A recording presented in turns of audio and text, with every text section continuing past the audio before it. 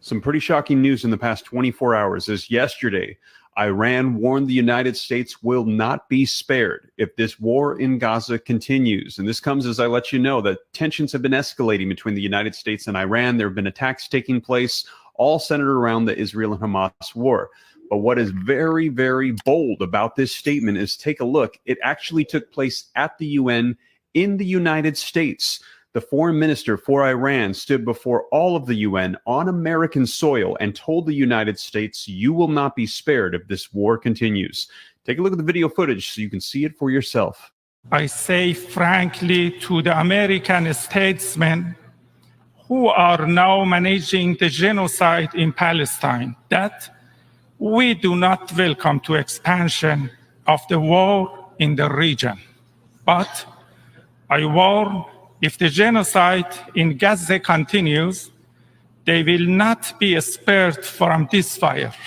So let me know your thoughts. A pretty bold threat on the U.S. soil. Now, this comes, as I shared with you yesterday, that there have been new developments in just the past 48 hours that people are concerned about World War III sparking between the U.S., Iran. We've already got Russia, Ukraine. We have China and Taiwan issues, and it's all circling around Israel and Hamas. Now, take a look. I shared with you that President Joe Biden, when all of this began 2 weeks ago, warned Iran, do not attack the United States. Take a look.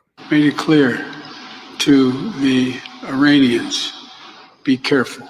And as I shared with you in yesterday's video, a little bit of context, all of this is circling around the fact that Iran actually funds and supports Hamas to attack Israel. They want to destroy Israel, and the United States is allies with Israel. So immediately, Biden had warned Iran, do not attack the United States with the conflict that is going on. However, I also shared with you that over the course of the past 2 weeks, take a look at this. U.S. troops in the Middle East have been attacked 14 times, and they have been linked directly to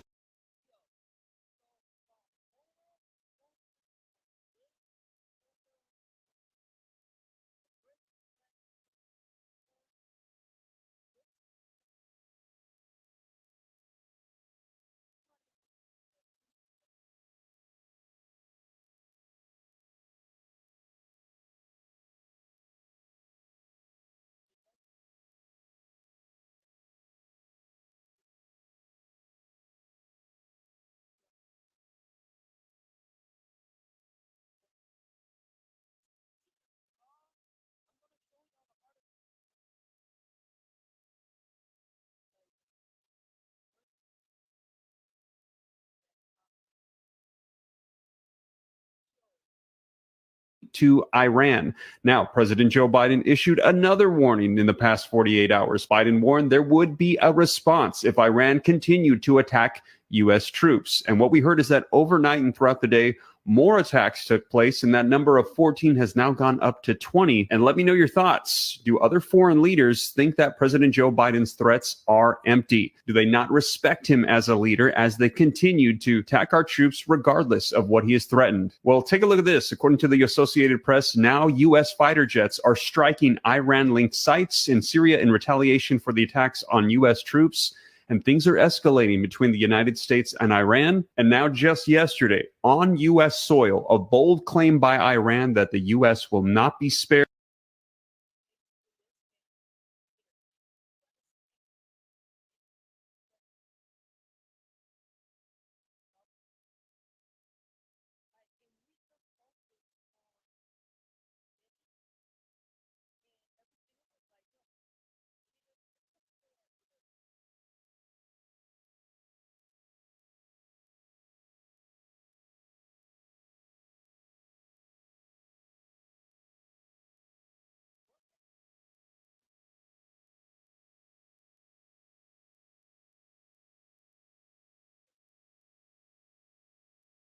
And I'm going to share with you the latest updates on this and what they're saying. And let me know your thoughts. Are we on the brink of World War III?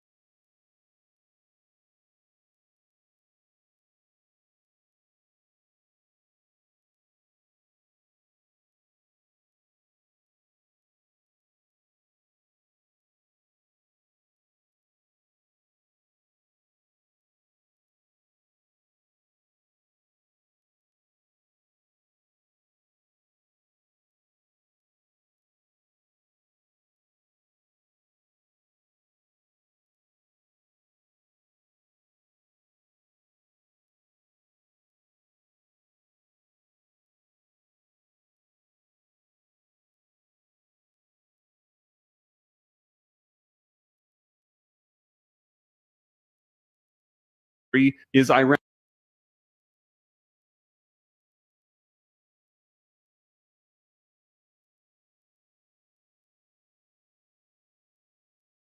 and also planning attacks to take place on U.S. soil? Well, let's go ahead and dive right in. I'm going to get you caught up on the latest, and I know that this is not the news that anybody wants to hear. However, if you appreciate the information, and I believe that information is power, then do me a favor, smash the like button if you appreciate the updates. And if you want to stay up to date on everything taking place, hit the subscribe button, turn on the notification bell. I'll let you know all the latest news that's unfolding. But with that being said, you guys, let's go ahead and dive right in and get you caught up on the latest articles with tensions rising in the Middle East, all focused around Israel and Hamas, but now pulling in the United States, Iran, and people are saying we could be looking at World War III. All right, so as always, link in the description below to this article that just came out yesterday. I always cite the sources, put them on the screen, and read right from it so you can see it's the latest.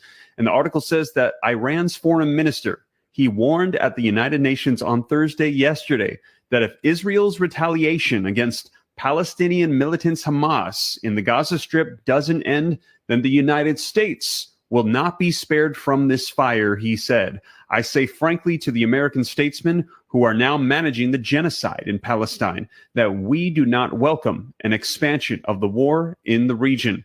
But if the genocide in Gaza continues, they will not be spared from this fire, he told a meeting of 193 members of the General Assembly on the Middle East. Israel has vowed to wipe out Hamas, which rules Gaza, in retaliation for an October 7th attack that killed 1,400 people and saw hundreds taken hostage.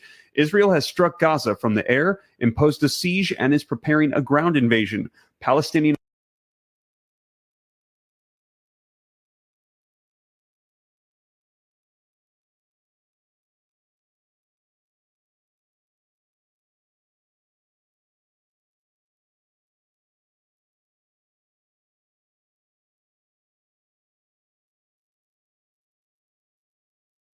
authorities say more than 7,000 have been killed. Hamas has told Iran that it was ready to release civilian hostages, adding that the world should push for the release of 6,000 Palestinians in Israel's prisons. The Islamic Republic of Iran stands ready to play its part in this very important humanitarian endeavor, along with Qatar and Turkey. Naturally, the release of the 6,000 Palestinian prisoners is another necessity and responsibility of the global community. Some pretty shocking news in the past 24 hours.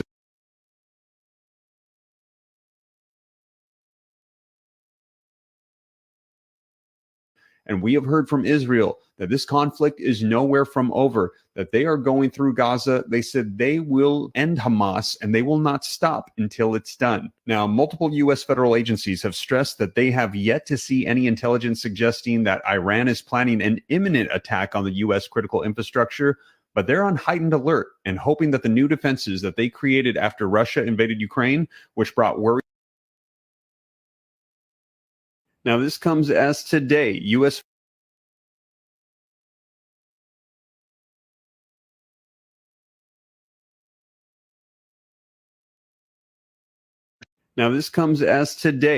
fighter jets are striking Iran-linked sites.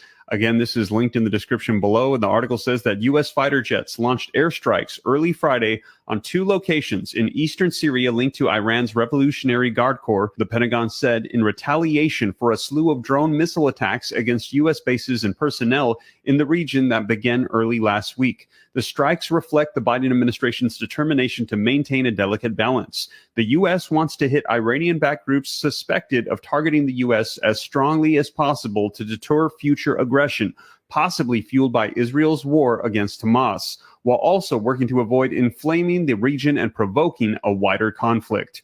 According to a senior U.S. military official, the precision strikes were carried out near Bokamel by 2 F-16 jet fighters, and they struck weapons and ammunition storage areas that were connected to the IRGC. The official said that there has been Iranian-aligned militia and IRGC personnel on the base and no civilians, but the U.S. does not have any information yet on casualties or an assessment of damage. The official would not say how many munitions were launched by the F-16s. The senior defense official said that the sites were chosen because the IRGC stores the types of munitions there that would be used to strike against U.S. bases and troops. The two officials briefed reporters after the strikes on conditions of anonymity to provide details on the mission that had not yet been made public. Now, according to the Pentagon, as of Thursday, there had now been 19 attacks. And when I shared that update with you at the time, there had been 14. These attacks are on U.S. bases and personnel in Iraq and Syria since October 17th. Air Force Brig General Pat Ryder said that 21 U.S. personnel were injured in two of those assaults when drones targeted Al-Assad Air Base in Iraq and Al-Tanf garrison in Syria. In a statement, Defense Secretary Lloyd Austin said the precision self-defense strikes are a response to a series of ongoing and mostly unsuccessful attacks against the U.S. personnel in Iraq and Syria by Iranian-backed militia groups that began on October 17th. He said President Joe Biden directed the narrowly tailored strike to make clear that the United States will not tolerate such attacks and will defend itself, its personnel, and its interests. And he added that the operation was separate and distinct from Israel's war against Hamas. So let me know your thoughts in the comments. Are we going to be able to de-escalate this situation, or is there going to be retaliation after retaliation?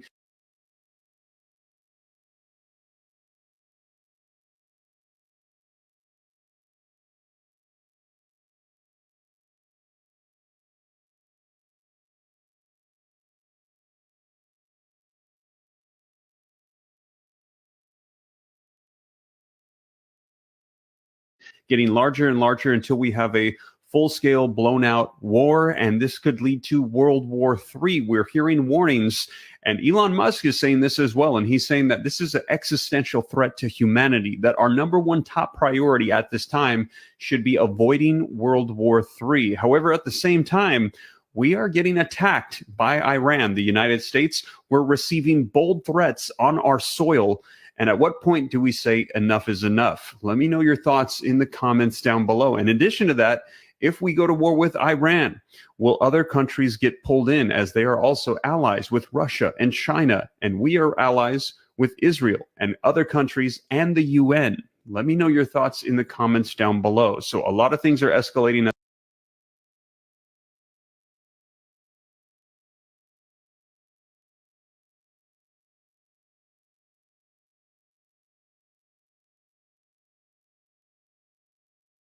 At this time, a lot of developments in about the past 48 hours. And you guys, as more comes out on this, I'll be sure to let you know. I know this is not what anybody wants to hear. However, as more comes out, I will be sure to share so that way you are aware of what is taking place.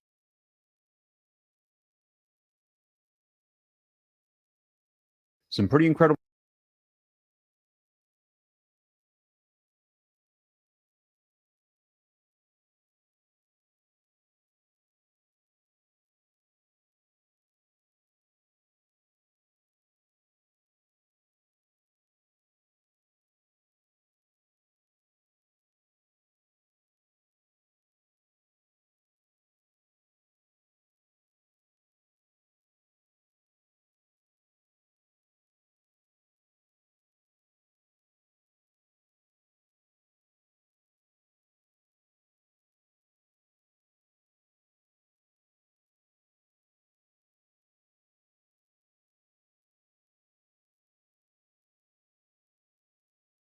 news coming out in the past 24 hours. Clarification on attacks on U.S. soil to our water systems, electrical grids, our infrastructure. This is the focus, they're saying, of Hamas and other terrorist groups that would like to attack the U.S. Now, take a look. As I shared with you, 48 hours ago, this came out on Tuesday. The FBI says terrorism threat hits a whole other level after Hamas attacks. Hamas attack will inspire the greatest U.S. terror threat since ISIS, the FBI director says, and more details coming out just yesterday on this. I shared it with you live, but a lot of people said they'd like to see the actual articles and see it on the screen. All of these will be linked in the description below, but take a look.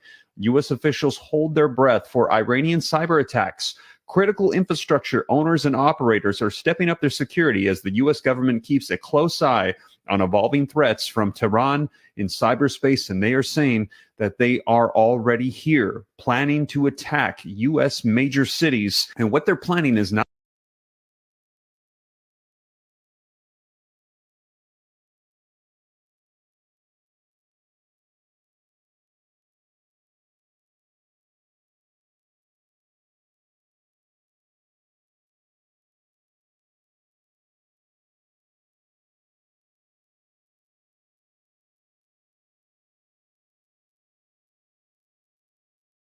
not only physical attacks, but attacks against our infrastructure, to take down our water systems, to take down our power grids, to overthrow our airports. They're saying they're trying to take down U.S. systems. Now, the FBI just said that this is a major concern. They are on high alert, and they believe that this could be happening right now. And we also heard from Congress that same day that they believe the terrorists are already here. They've been pouring into our borders literally a week prior to the Israel-Hamas war being announced.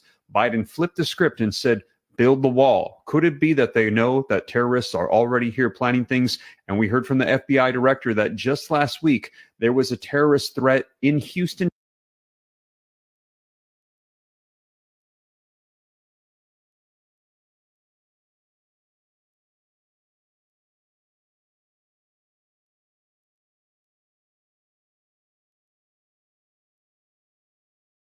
in Texas, and a bomber was stopped. And we've heard of attacks and things happening in Los Angeles, New York, Chicago, New Orleans, all around the nation. There are protests, attacks taking place, and we're hearing that things are likely going to be getting worse. And we've also heard that this war is not coming to an end anytime soon. And it looks like the only nation backing Israel at this time is the United States. And take a look at this.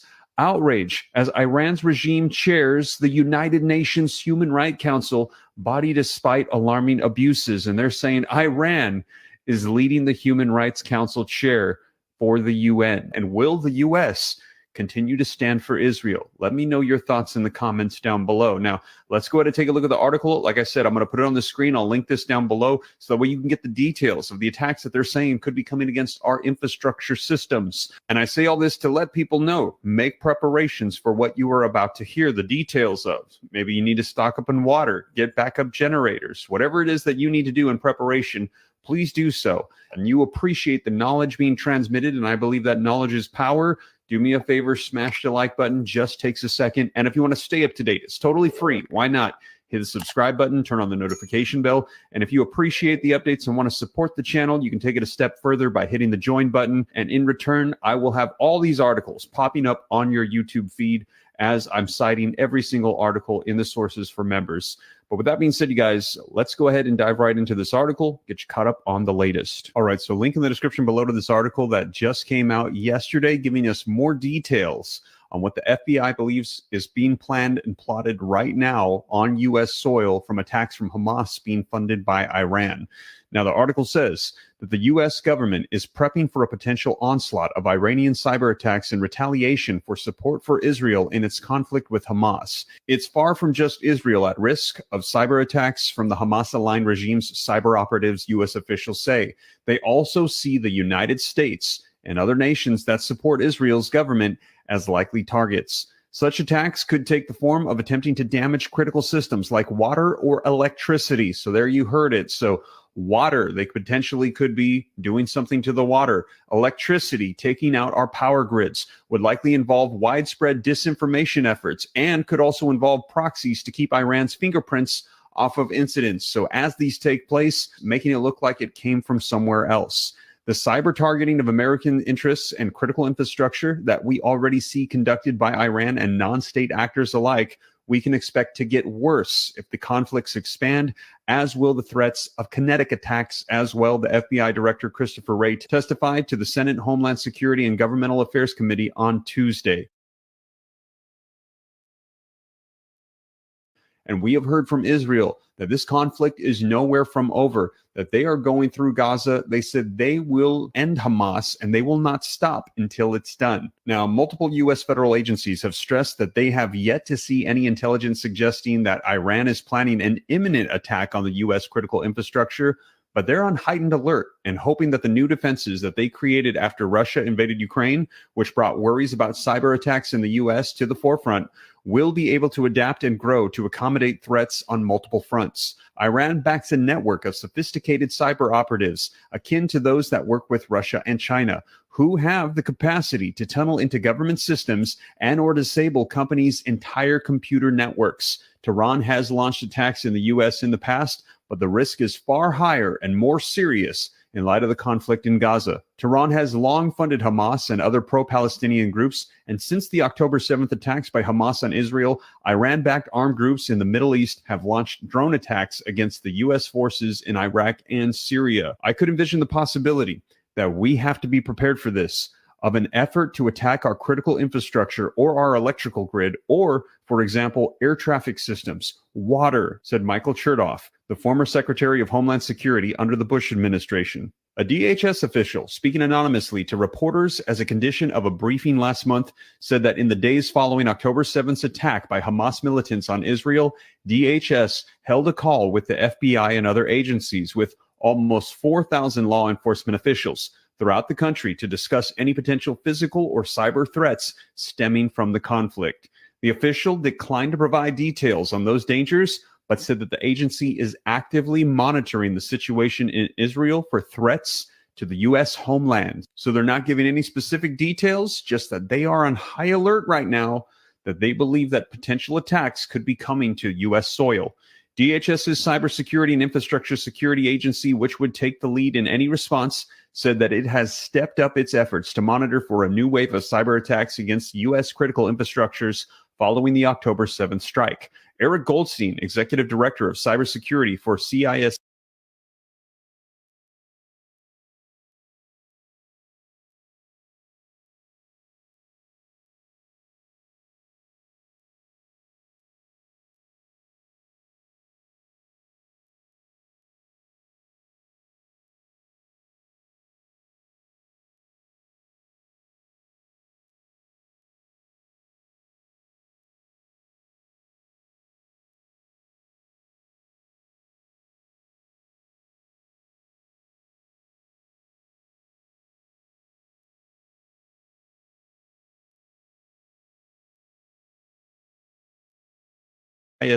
said in a statement that the agency has been in continuous coordination with other Israeli partners since the horrific terrorist attacks.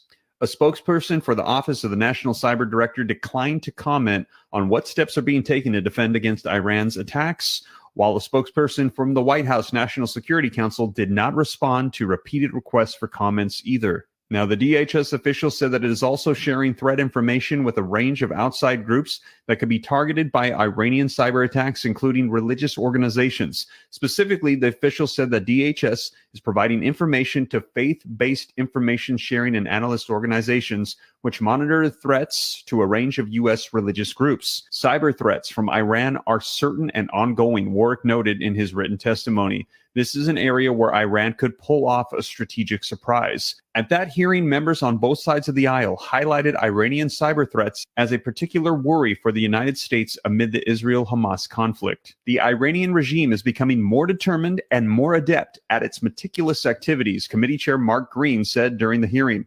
And officials and lawmakers alike warned that preparations need to be happening right now. There may not be specific information or intelligence about an attack yet, but you don't necessarily want to wait until that happens. Now, let me know your thoughts in the comments down below, but I totally agree. If the FBI and Congress both come out warning the same thing on the same day, it's probably a good idea for us to be on the lookout. And the next day, just yesterday, in the past 24 hours, we've gotten details that the attacks might not be physical attacks, but cyber attacks on our infrastructure systems to take down U.S. systems on U.S. soil in major cities. And I feel like, and we have heard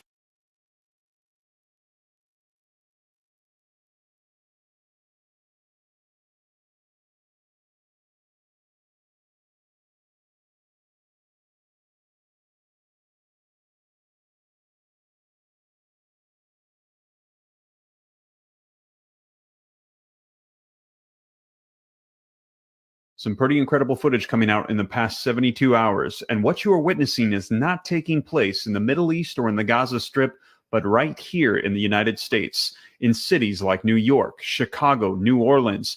On U.S. soil, there are protests and attacks taking place. And what we're hearing is that this will intensify, that this war is nowhere near done, Israel has said.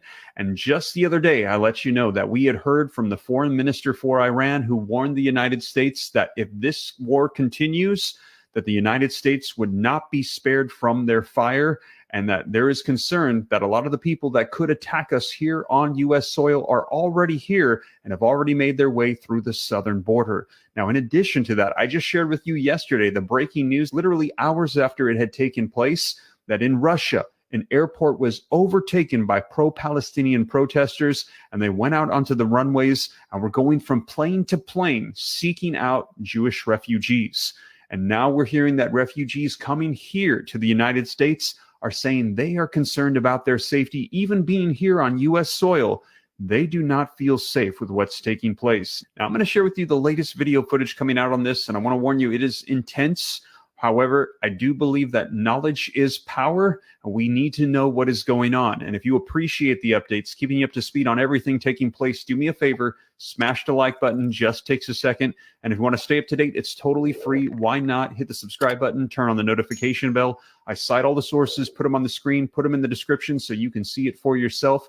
And if you'd like to support this channel, I'll actually add a member section, a join, and just start citing the sources so that way they can pop up on your YouTube feed if you like that as well. But you guys, let's dive into the video footage and the articles so you can see exactly what's been happening here in the United States in the past 72 hours. And let me know your thoughts. Are we safe here? Let's go ahead and take a look and get you caught up on the latest. Here's some video footage. You're looking down at the Barclays Center in Brooklyn. This is Flatbush Avenue, where you can see a large rally that was labeled Flood Brooklyn for Gaza, a pro-Palestinian group. It's a long line of people. So far, a relatively peaceful march as they make their way along Flatbush Avenue.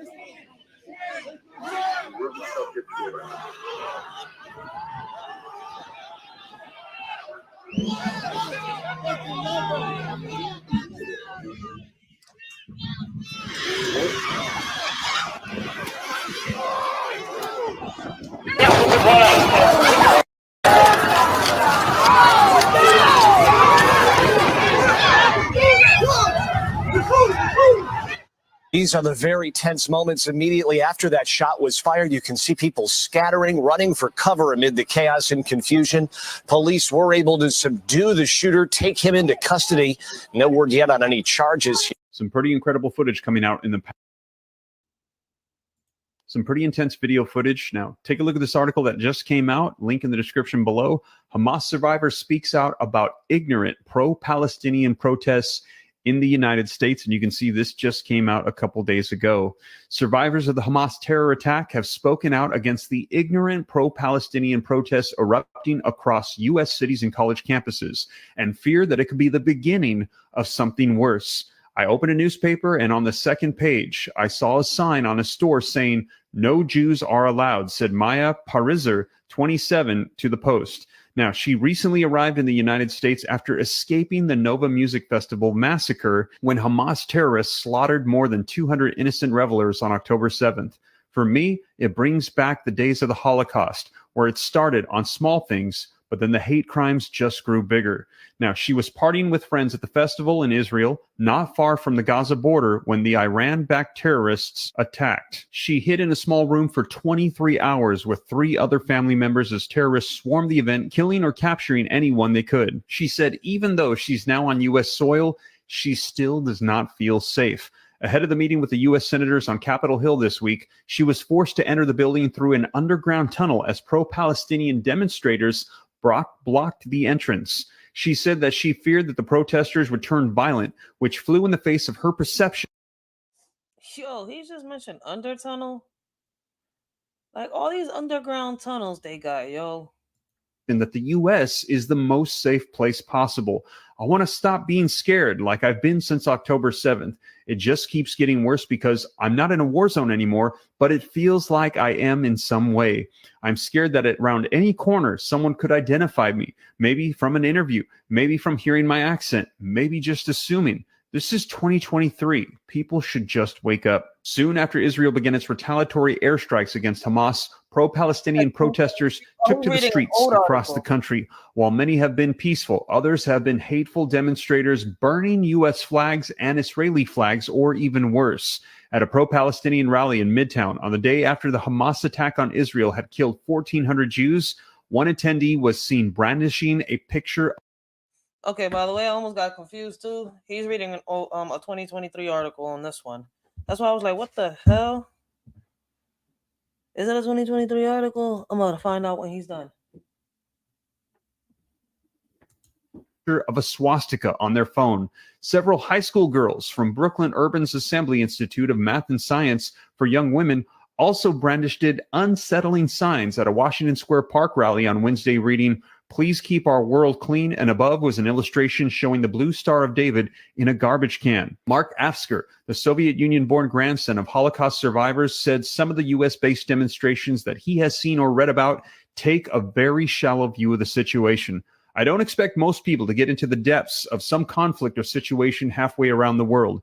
It's totally fine for people to be ignorant of a situation, he conceded, before adding, "It is not fine to be ignorant and then express extreme, very strong opinions about a situation that they know nothing about. And not only that, but also to insist violently to make their opinions enforced, that is something that is completely unacceptable. The campuses of some of America's top colleges and universities have been the sites of some of the most anti-Semitic rhetoric displayed under the guise of showing support for Palestine.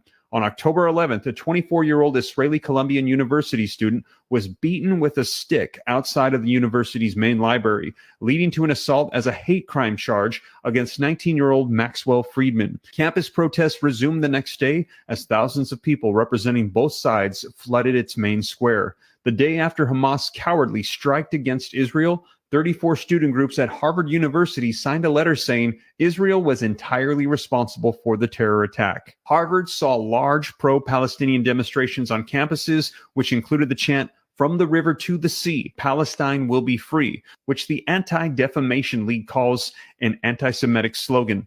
Hamas attack survivor Adel Ramir agrees, but took it a step further. When they say Palestine will be free from the river to the sea, we have to understand that that is a genocidal war cry. The 68-year-old American Israeli who spent 14 hours locked in her home's armored safe room as she and her family listened to Hamas fighters burn the town to the ground and kidnap their neighbors. Afsker also shared a Halloween account echoing the events of the Holocaust relayed to him by his sister-in-law, who took shelter with her 3 young children as a bloodthirsty terrorists raided their neighborhood. The image that she told me about, how they were hiding in the shelter, listening to the soldiers around shooting and hearing their voices and waiting in horror for the moment that the door would open and they would be shot on the spot. Those are the images that I didn't expect to hear now because I remembered so many of them. He said that although the Holocaust happened 80 years ago during a different era and in a different place, it is still living history for everyone in Israel today. He expressed fears about what will happen with our young leaders of tomorrow who are currently being fed a steady diet of inaccurate information about Israel at leading colleges and universities around the country that will graduate into the real world. Kids grow up. But the concern is that if those kids, when they grow up, will not get some sense into them, will become the leaders and will replace the leaders today that still have some common sense. And that will be concerning. Some pretty intense video footage. So apparently, according to him, we're already in the middle of war. But for those of y'all that don't know, we have an article here. Right. First one says U.S. warns hackers are carrying out attacks on water systems. And this one was put out here March 20th, 2024. Right. Washington, March 20th. The U.S. government is warning state governors that foreign hackers are carrying out disruptive cyber attacks against water and sewage systems throughout the country. In a letter released Tuesday, National Security Advisor Jake Sullivan and Environmental Protection Agency Administrator Racheal Reagan warned that disabling cyber attacks are striking water and wastewater systems throughout the United States. The letter singled out alleged Iranian and Chinese cyber saboteurs. Sullivan and Reagan cited a recent case in which hackers accused of acting in concert with Iran's Revolutionary Guards and disabled a controller at a water facility in Pennsylvania. Oh, snap. They also called out a Chinese hacking group dubbed Vote Typhoon, which they said had compromised information technology of multiple critical infrastructure systems, including drinking water in the United States and its territories. These attacks have been potential to disrupt the critical lifeline of clean and safe water, as well as impose significant costs on affected communities, the letter said. China's embassy in Washington and Iran's mission to the United States nation did not immediately return a message seeking comment. Both countries have in the past denied carrying out cyber attacks. The digital safety of water and sewage plants has long been a concern for cybersecurity professionals because the facilities provide a critical service and can often be lightly defended. Last year's intrusion at a booster facility, which monitors and regulates water pressure in Aliquippa, Pennsylvania, drew particular attention in part because the stricken controller was replaced with a message saying, "You have been hacked." All right, so this article.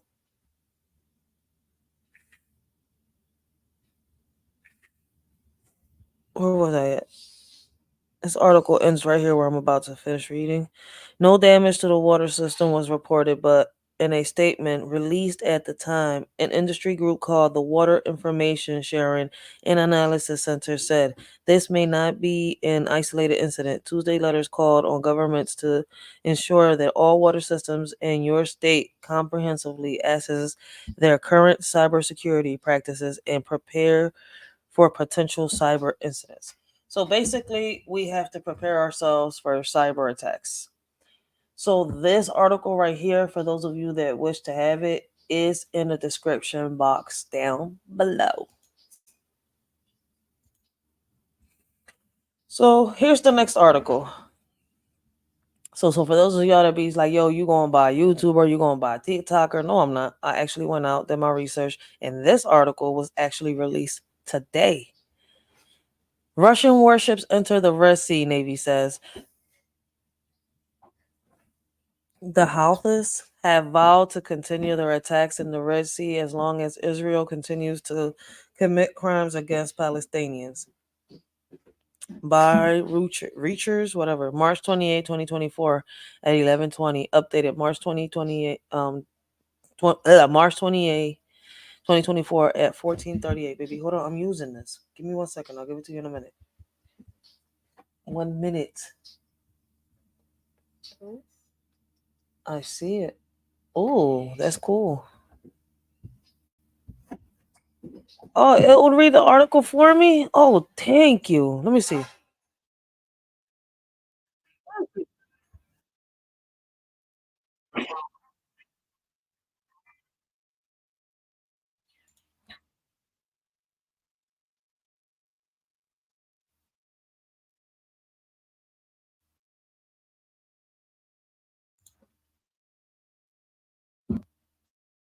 Chaos with Keep. Keep's business automation software can help you automate workflows from lead follow-up to employee onboarding right from your CRM. Visit keap.com to learn more. The Izviz.tv channel, owned by the Defense Ministry, quoted the fleet under the Red Sea. Navy says, the Houthis have Russian warships under the Red Sea. Navy says, the Houthis have vowed to continue their attacks in the Red Sea as long as Israel continues to commit crimes against Palestinians. Several Russian warships have passed the Bab el-Mandab Strait into the Red Sea, the Russian Navy's Pacific Fleet said on Thursday, amid attacks by Yemen's Houthis on merchant shipping. The Izviz.tv channel, owned by the Defense Ministry, quoted the fleet as saying the Russian cruiser Vuryag and the frigate Marshal Shapusnikov were taking part in the voyage.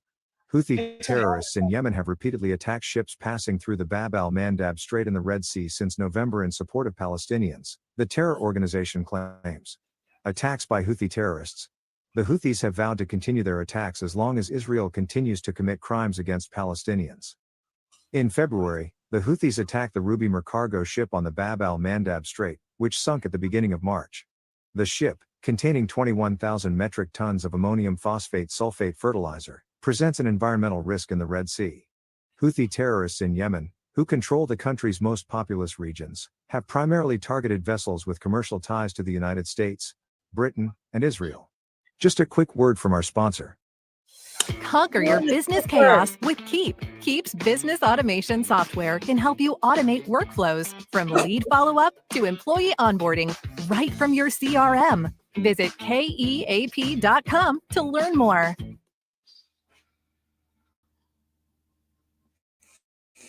All right, so that was it.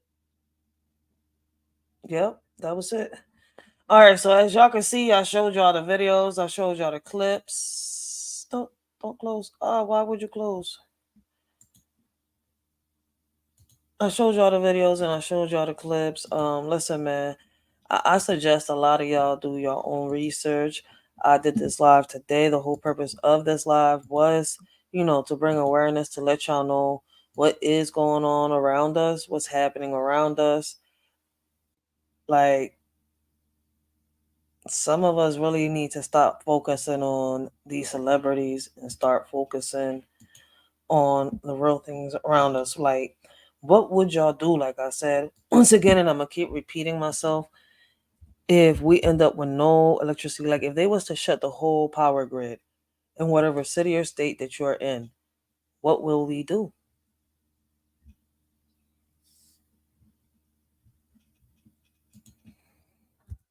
Let us shorty know what y'all think about, everything y'all heard on these clips. Leave your comments down below. Anybody that catches the replay, let us shorty know what y'all think. Shout out to Tom McDonald's. On that note, I'm going to leave you with one of Tom McDonald's songs, and I hope y'all enjoy it.